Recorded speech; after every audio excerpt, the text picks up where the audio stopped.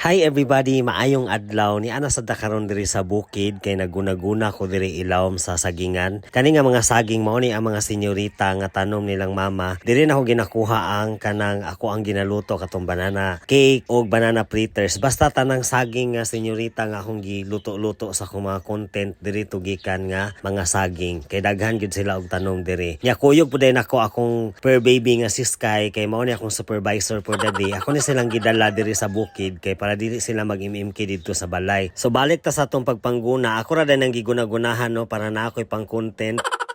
Pero seryoso bitaw ako gina siyang gigunahan kay para managhan ang kamuti nga pula kay nindot man guna siya padaghanon. Lami sad na gulay ng iyang udlot niya ang ingon pod sa uban pampadaghan daw na sa dugo kay pula man pero di gid ko sure kung tinuod na. Pero ang goal gid nako diri is maghimo og content and of course malimpyo sad ni diri. Para makabuylo og tubo ning kamuti kay gusto lagi ko nga managhan ni siya or mangunod kay lami gid lutoon ang iyang unod samot na kay color violet or pula appealing kay siya sa mata pag imuha na siyang lutoon. Unya kung si Sky nga gasunod-sunod sa ko assist no na siya sariling mundo na siya diri tungod sa tanglad naglubog nagpabugnaw.